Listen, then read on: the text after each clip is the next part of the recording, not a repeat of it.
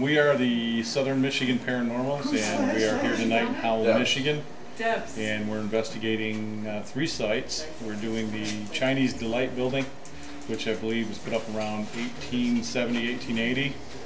And we're also doing the little chapel behind the winery a few streets over, and that was put up in 1880. And the winery itself also had served as many different things in the day. Put up right around 1878, 1877, and we're here investigating to see what it is we can find.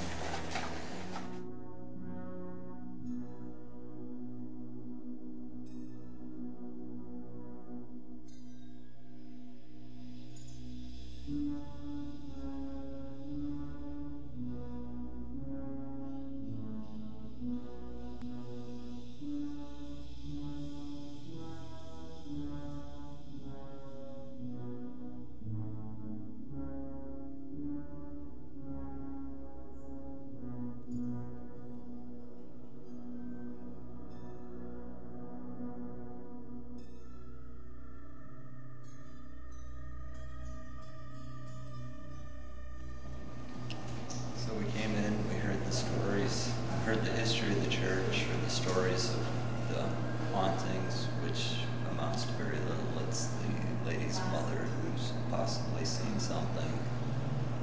We sat up in the upper area and had a small EVP session. We've got a static camera that will be going all night, and with so little to go on, it's very hard to try to do any debunking or really do much of anything, so we're going to just sit here and hang out in the dark for a while and see if anyone decides to show up. Somebody lied when I asked them if they turned off their cell phones.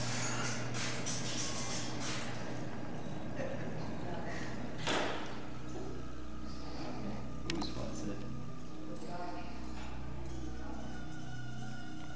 It's one of the owners. Make fun of them.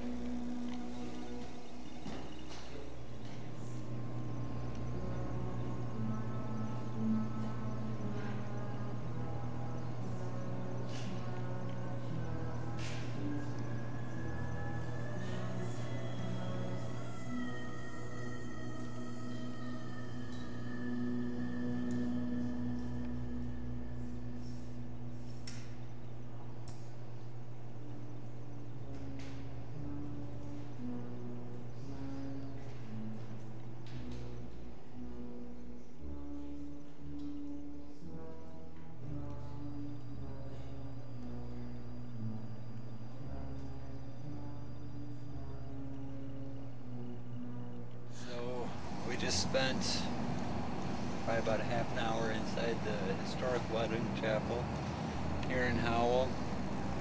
Very limited claims of paranormal activity, nothing that could be actually debunked or verified. It's a beautiful building, but the most interesting story to me is the fact that right down here, the alleyway to the right, back in, I believe she said, the 1920s, there was a circus that came through, and an elephant and a tiger died, and they were buried right here in this alleyway. That's cool history. Okay, we're going to do a hat box session here at the winery. The hat box is just a altered radio from Radio Shack. You just clip the pin that stops it from going through the channels. That way when you hit it to, well, let's say, to scan the channels, it doesn't stop, it just continually scans the channels. So the theory behind it is that spirits can use the radio to speak through, and that's what we're going to try to see if it will do tonight. Is there anybody here tonight that would like to speak with us?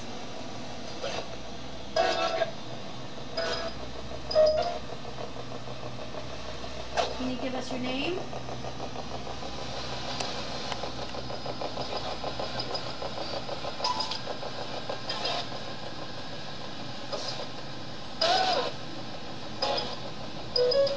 How old are you?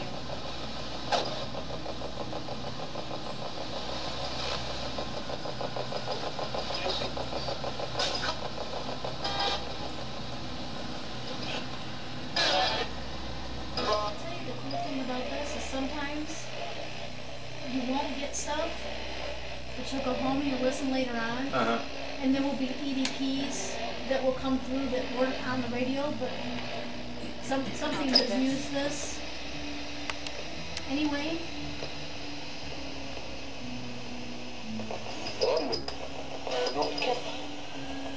We are at the Howell Main Street Winery, and we did an investigation on the main floor, in the basement, and in the little office area up on the upper floor. We've had a really great investigation. We've heard some voices, and we've had some great K2 hits. We did the hack box. I think we got a couple of answers on that, but of course we won't know until we go back and listen to our recorders. And I think we got some temperature changes. But other than that, not a huge amount of activity, but I think it was a great investigation. Yeah. Said that they felt, they got a vibe on them, or whatever you call it, that they felt that it was somebody from the Prohibition era, and that all the renovation was disturbing him. And I thought, dang, she could do that long distance. That is way cool. From an email, you know, gee, what are we doing here? So, This is based on the pictures where he shows up headless? no, that was the first few pictures, and I think he was on the first floor. I don't know if he was downstairs or upstairs. Okay, you're talking about the Misty Ghost The figure Misty that they've Ghost, got on their website. Right, Okay. the one on their website. And that was one of apparently a series, because he started snapping photos and noticed it, and immediately snapped several others, and felt that it was advancing towards him, which really freaked him out, and he started calling for Sandy, his wife, to come, because he just couldn't get over this, and he was so overwhelmed with what happened that that's what caused them to contact you guys and send this photo. And they thought it was a Prohibition era thing. And anyway, the gal in California, I think it was a woman, said that she thought that it had something to do with Prohibition, or an owner that was during Prohibition, and whether he was disturbed by the renovations or whether he actually thought that he was angry at them for some reason. They didn't know. They didn't know. So I think that it was discovered that at some point in time this might have been some kind of bar or you know, liquor sales during that era.